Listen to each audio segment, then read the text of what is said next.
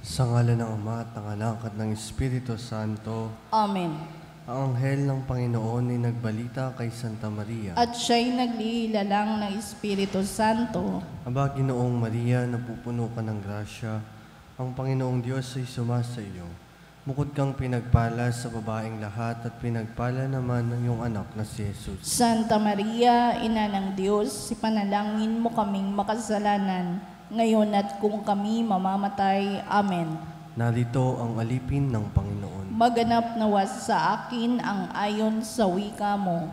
Aba, Ginoong Maria, napupuno ka ng grasya. Ang Panginoong Diyos ay sumasa iyo.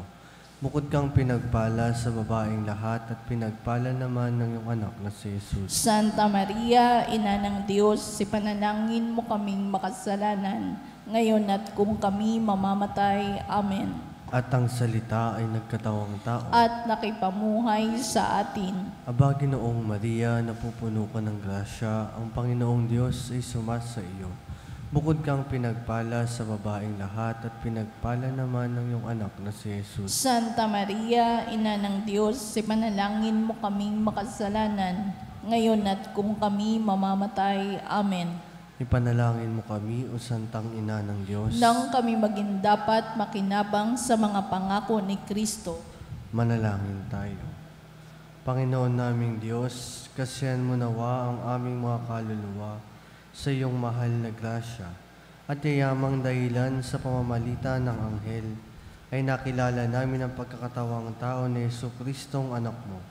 Pakundangan sa mahal na pasakit at pagkamatay niya sa krus, papakinabangin mo kami ng kanyang pagkabuhay na maguli sa kadakilaan sa langit, sa pamamagitan ni Jesucristong aming Panginoon. Amen. Luwalhati sa Ama at sa Anak at sa Espiritu Santo. Kapara nung unang-una, ngayon at magpakailanman, magpas sa walang hanggan. Amen. Sa ngalan ng Ama at ng Anak at ng Espiritu Santo. Amen.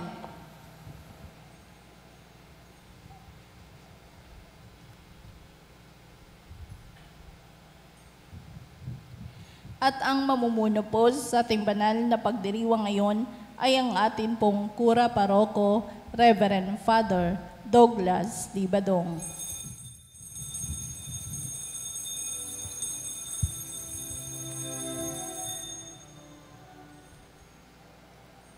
Pagmamahal sa Panginoon ay simula ng karunungan. Ang kaniyang kapuri manatili magpakailanman. Purihin ang Panginoon, siya'y ating pasalamatan sa pagsasama at pagtitipon ng kaniyang mga anak.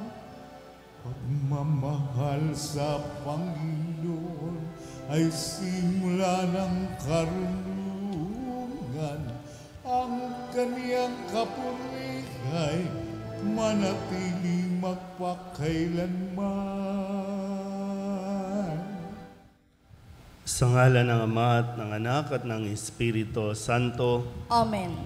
Ang pagpapala ng ating Panginoong Jesucristo, ang pag-ibig ng Diyos Ama, at ang pakikipagkaisa ng Espiritu Santo naway sumainyong lahat. At sumaiyo rin. Ngayon po ay ginugunita natin ang kapisahan ni San Alfonso Maria ng Liguri, isang obispo at pantas ng simbahan. Mga kabatid, tinipon tayo bilang mga kaahanib na angkan ng Diyos, kaya dumulog tayo sa maawaing Panginoong nagpapatawad ng lubos. Sinugong tagapagpagaling sa mga nagsisisi, Panginoon, kaawaan mo kami. Panginoon, kaawaan mo kami. Dumating na tagapaganyayang mga makasalanay magsisi, Kristo, kaawaan mo kami. Kristo, kaawaan mo kami. Nakaluklok ka sa kanan ng Diyos Ama para ipamagitan kami. Panginoon, kaawaan mo kami. Panginoon, kaawaan mo kami. Kaawaan tayo na makapangyarihang Diyos, patawarin tayo sa ating mga kasalanan at patnubayan tayo sa buhay na walang hanggan. Amen. Manalangin tayo. Ama naming makapangyarihan, lagi mong dinudulutan ng mga bagong uliran sa kagitingan ang iyong sambayanan. Ipagkaloob mong sa diwa ng Obispong si Alfonso Maria na nagmalasakit sa kapwa, aming matapat na masunod ang kanyang mga yapak upang makamtan namin sa langit ang tinamuniyang gantimpala sa pamamagitan ni Jesucristo kasama ng Espiritu Santo magpasawalang hanggan. Amen. Umupo ang lahat.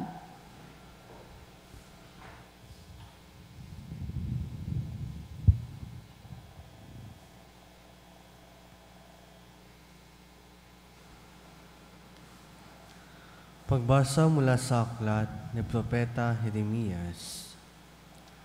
Sinabi sa akin ng Panginoon, magpunta ka sa bahay ng magpapalayo at maipahayag ako sa iyo. Nagpunta naman ako at dinatnan ko ang magpapalayok sa kanyang gawaan.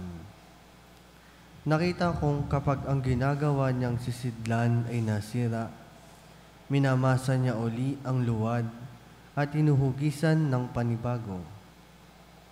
Pagkatapos, sinabi sa akin ng Panginoon, hindi ko ba magagawa sa bayang Israel ang ginawa ng magpapalayok sa luwad na iyon? Kayo'y nasa mga kamay ko, tulad ng luwad sa kamay ng magpapalayok. Akong Panginoon ang may sabi nito. Ang salita ng Diyos. Salamat sa Diyos. Salmong tugunan ang atin pong tutugon. Mapalad ang kinukupkop ng poong Diyos ni Jacob. Tayo pong lahat. Mapalad ang kinukupkop ng poong Diyos ni Jacob. O kaluluwa ko ang Diyos papurihan. Pupurihin siya at aking aawitan. Aking aawitan habang ako'y nabubuhay. Tugon. Mapalad ang kinukupkop ng poong Diyos ni Jacob. Sa mga pangulo'y huwag kang manghahawak, kahit na kaninong di makapagligtas. Kung sila'y mamatay, balik sa alabok, ang anumang balangkas nila'y natatapos. Tugon. Mapalad ang kinukupkop ng poong Diyos ni Jacob. Mapalad ang tao na ang kanyang Diyos, na laging katulong ay ang Diyos ni Jacob. Sa Diyos na Panginoon, umaasang lubos. Sa Diyos na lumikha niyong kalangitan, ng lupa at dagat at lahat ng bagay. Tugon. Mapalad ang kinukupkop ng poong Diyos ni Jacob. Tumayo ang lahat.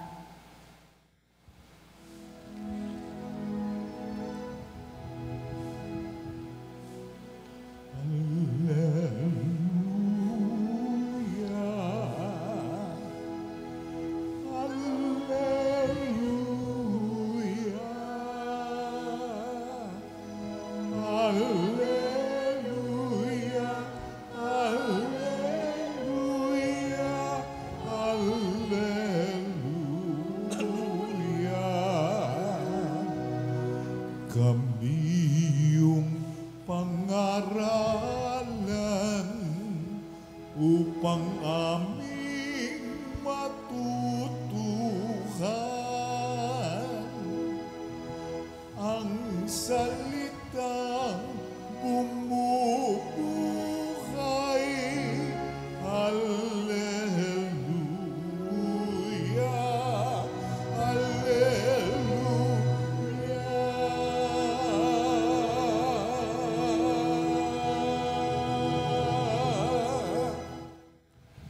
Sumainyo ang Panginoon. At sumayo rin.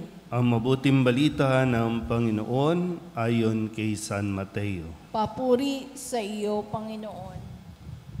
Noong panahong iyon, sinabi ni Jesus sa mga tao, ang paghahari ng Diyos ay katulad din ng isang malaking lambat na inihagis sa dagat at nakahuli ng sari-saring isda. Nang mapuno ay hinila ito sa pampang At naupo ang mga tao upang pagbukod-bukirin ang mga isda.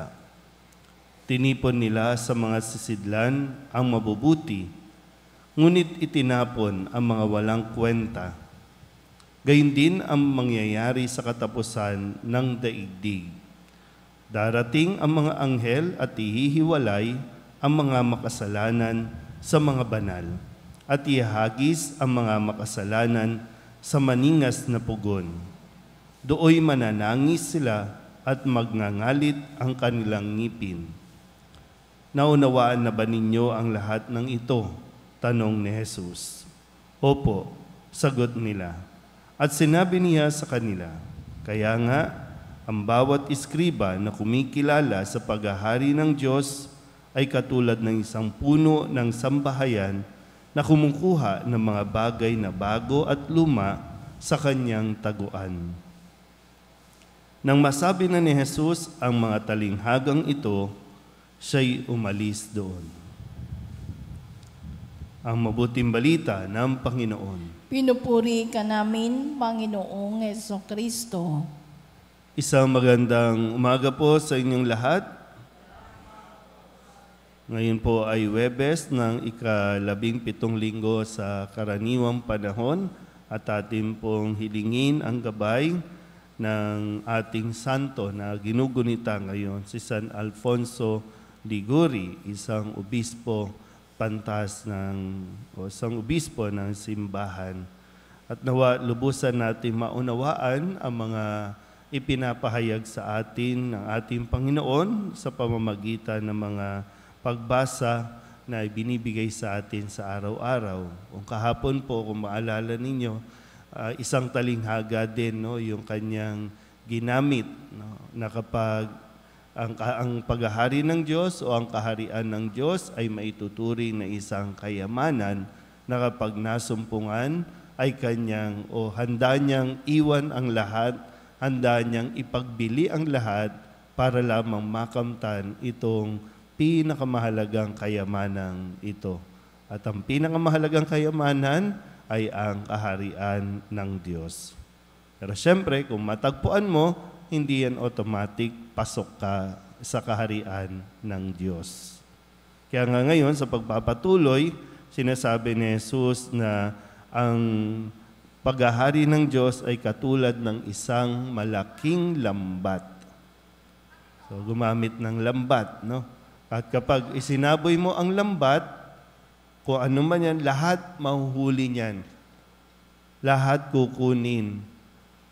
May silbi o walang silbing isda, mahuhuli niyan. So, nakukuha niyo po ba ulit? So, ang paghahari ng Diyos, sinasabi ni Kristo na pagdating ng wakas, lahat ay kukunin. Pero hindi ibig sabihin lahat ay pakakapasok, makararanas ng paghahari ng Diyos. Kahit kayong nananahimik at yung naghahanap ng Shopee sa labas, pasok yan. Haharap yan. Pero hindi ibig sabihin, makakapasok ka sa langit. Parang gano'n, naghahanap ng kanyang order.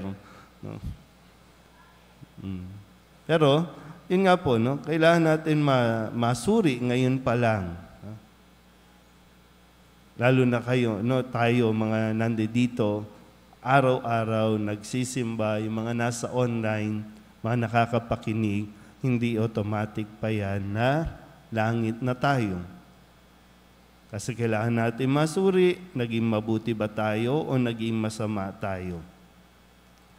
Nung tayo po ay nabubuhay, kasi yun ang laging titingnan. No? Ihiwalay ang mga gumawa ng masama, ihiwalay ang mga naging mabuti. Yung mga naging masama, pag sinabi po, no, yung pagdating ng wakas, pagdating ng katapusan, lahat tayo dadaan sa proseso na mamamatay tayo. Yun yung proseso na ayaw nating pagdaanan. Kaya nga hindi ko alam kung pag kayo ba tinanong, hanggang ilang taon mo gustong mabuhay? Ano ba, si nanay, no? Si nanay yata pinakamatanda dito. No? Hanggang ilang taon mo gustong mabuhay, nay? Ha? Hanggang kailan? Mga 1,000 years pa, kaya pa ba? Di ba? Yun yung realidad na itinuturo sa atin.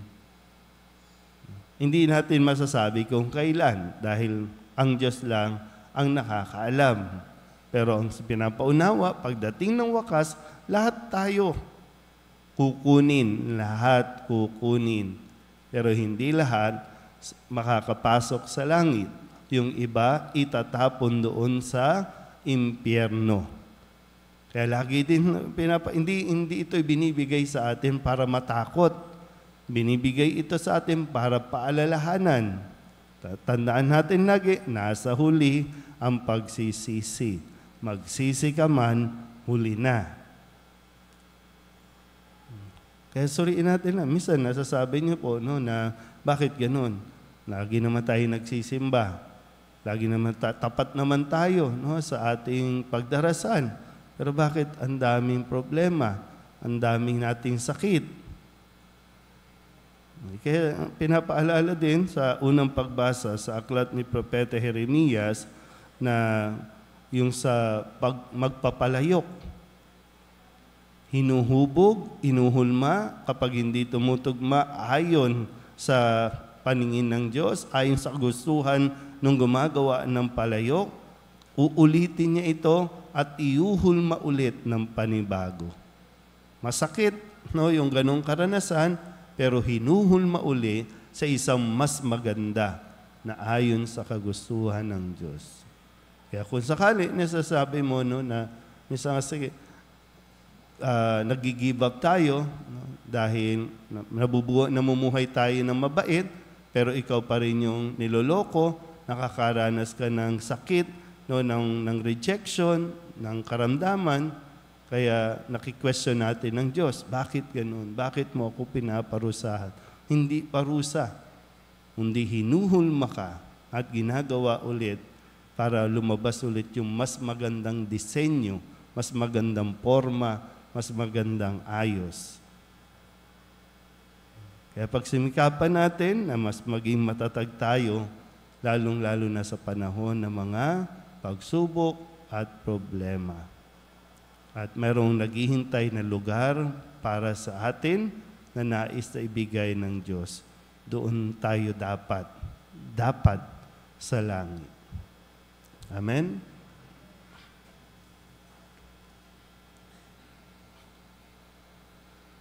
Tumugon tayo ng may pananalig sa paanyayan ng Diyos na pumasok sa Kanyang kaharian. Ang ating pong itutugon, Panginoon, dinggin mo ang aming panalangin. Panginoon, dinggin mo ang aming panalangin.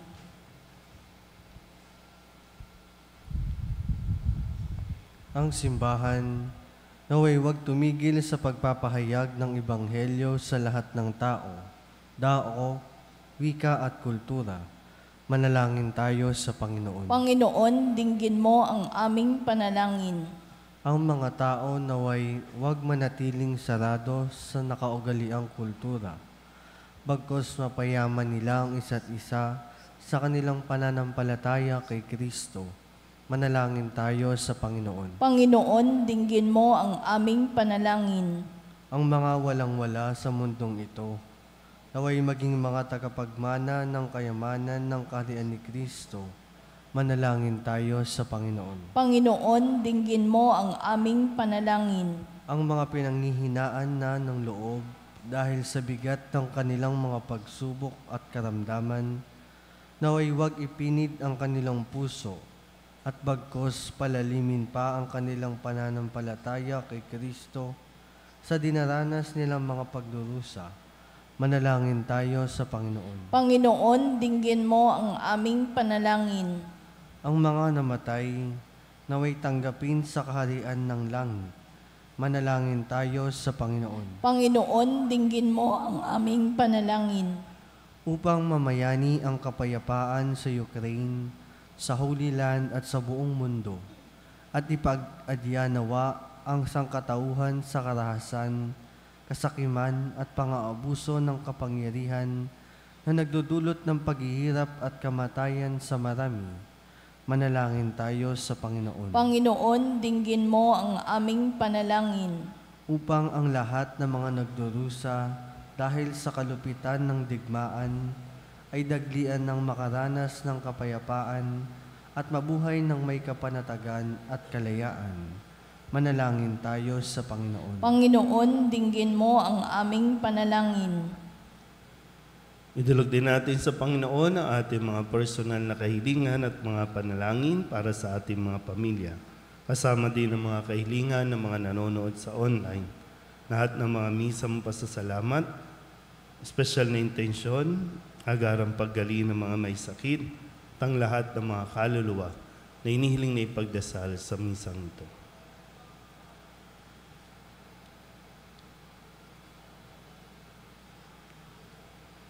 Ang lahat ng ito inihiling namin sa ngalan ni Kristo, ang aming Panginoon. Amen. Umupo ang lahat.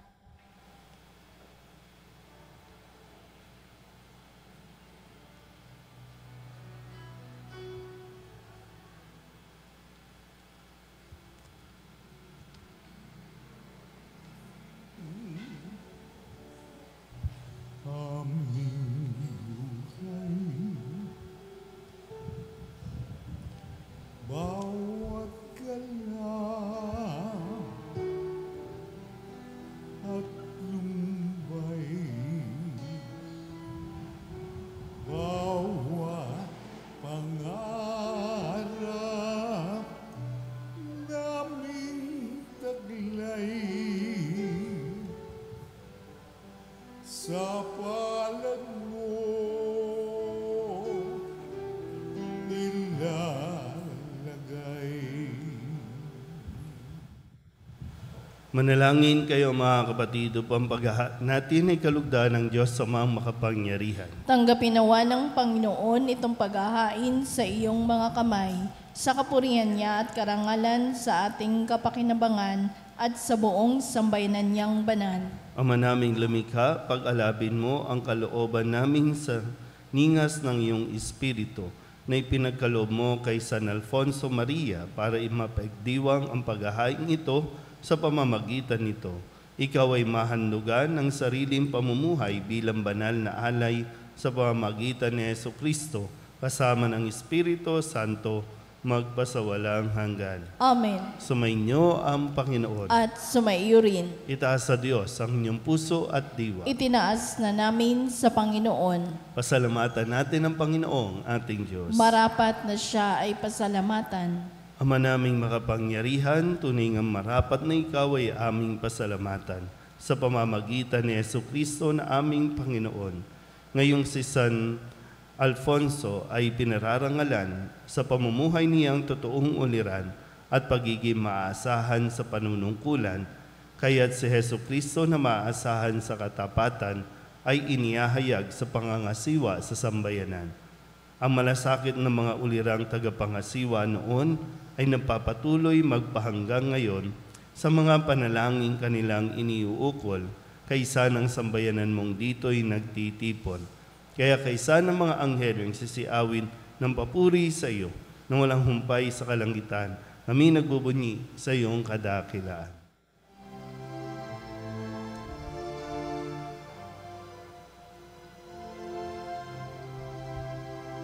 Santo, Santo sa kanto, Panginoong Diyos makapangyarihan, napupuno ang langit at lupa ng kalwalhatian mo. Hosana sa kaitaasan, pinagpalang na paririto sa ngalan ng Panginoon. Hosana sa kaitaasan.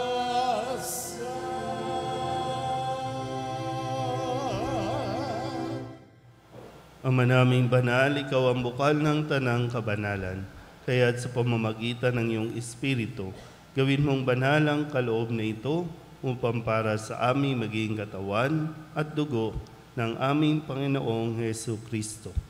Bago niya pinigtis ang kusang loob na maging handog hinawakan niya ang tinapay, hinasalamatan kaniya, hinaghati-hati niya iyon, iniabot sa kanyang mga alagad at sinabi, "Tanggapin ninyong lahat ito at kanin, ito ang aking katawan na ihahandog para sa inyo."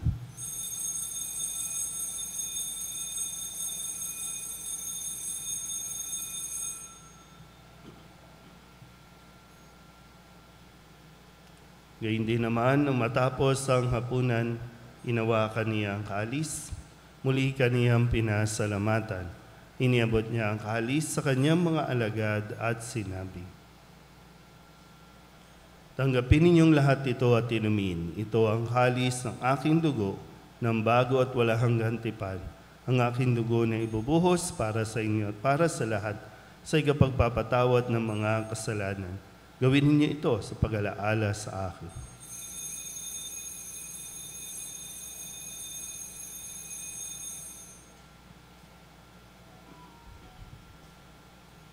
Ipagbunyiin natin ang misteryo ng pananampalataya. Si Kristo'y namatay, si Kristo'y nabuhay, si Kristo'y babalik sa wakas ng panahon.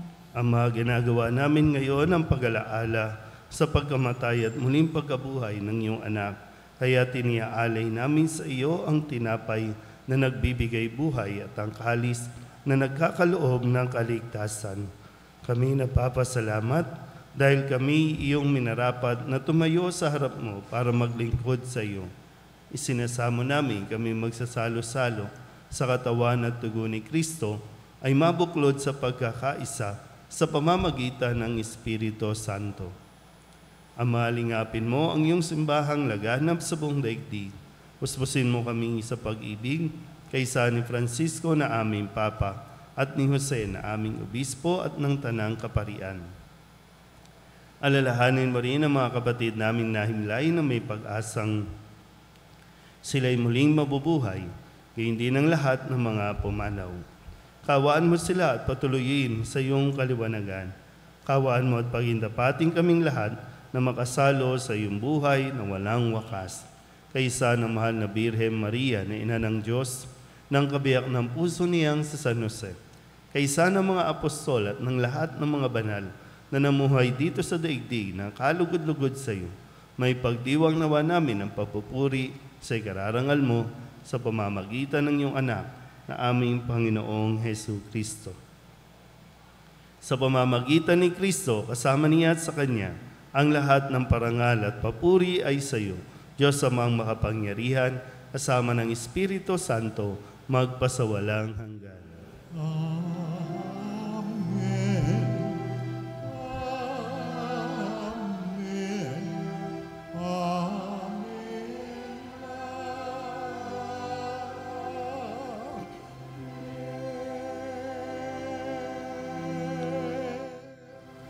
Sa tagubili ng mga nakagagaling na utos at turo ni Jesus sa Panginoon natin at Diyos, ipahayag natin ang lakas loob.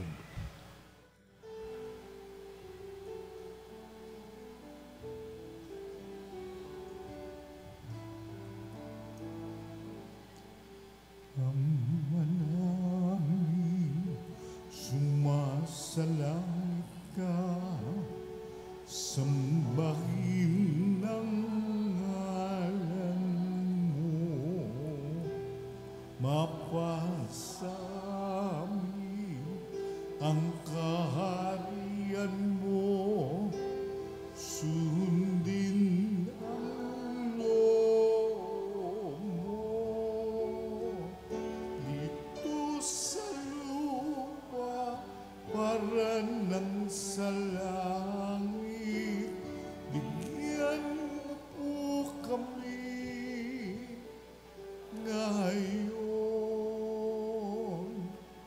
ng aming kakanin sa araw-araw at patawarin mo kami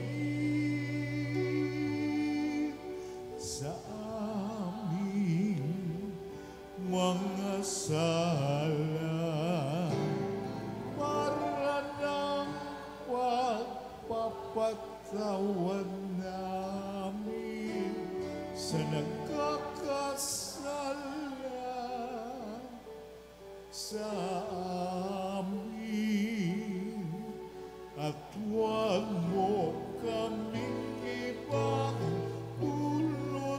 tukso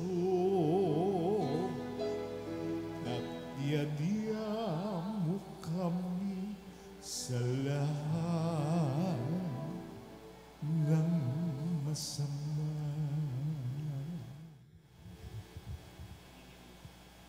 Inihiling namin kami iadya sa lahat ng masama, pagkalooban ng kapayapaan araw-araw, iligtas sa kasalanan at ilayo sa lahat ng kapahamakan, samantalang aming pinananabikan ang dakilang araw ng pagpapahayag ng tagapagligtas naming sa Yesu Kristo. Sapagkat iyo ang kaharian at ang kapangyarihan at ang kapurihan magpakailanman. Amen. Panginoong Hesu Kristo, sinabi mo sa iyong mga apostol, kapayapaan ang iniiwan ko sa inyo, ang aking kapayapaan ang binibigay ko sa inyo.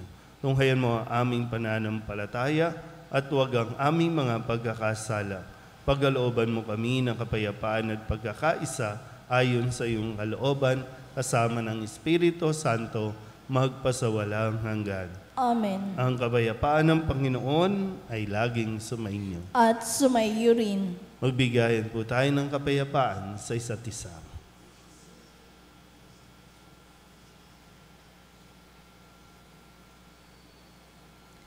Kordero ng Diyos na nag-aalis ng mga kasalanan ng sanlibutan, maawa ka sa amin. Kordero ng Diyos na nag-aalis ng mga kasalanan ng sanlibutan, maawa ka sa amin. Kordero ng Diyos na nag-aalis ng mga kasalanan ng sanlibutan, ipagkaloob mo sa amin ang kapayapaan. Ito ang kordero ng Diyos. Ito ang nag-aalis ng kasalanan ng sanlibutan.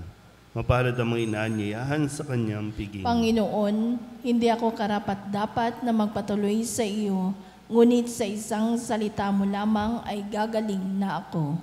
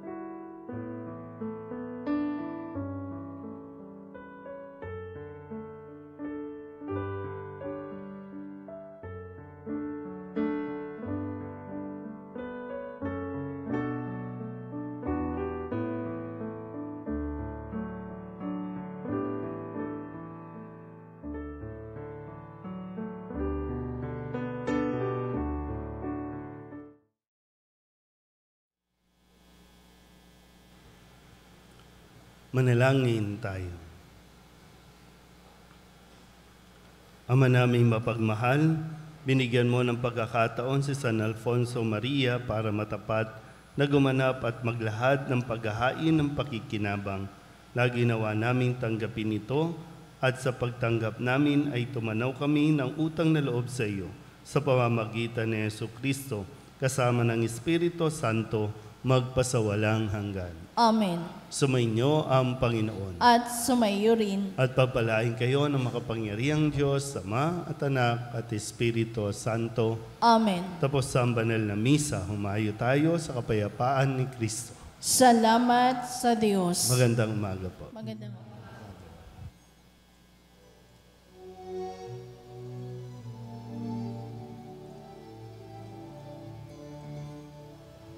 Mayo na't pahayag, kanyang pagkalingat habag, sa buhay, pag-ibig at katarungan, tanda ng kanyang kaharian. Ang mga dakila't dukha, ang banal at makasalanan, ang bulag at lumpo, ang api at sugatan, ang lahat ay inaanyayahan. Humayon at ipahayag, kanyang pagkalingat habag, sa buhay, pag-ibig at katarungan, tanda ng kanyang kaharian.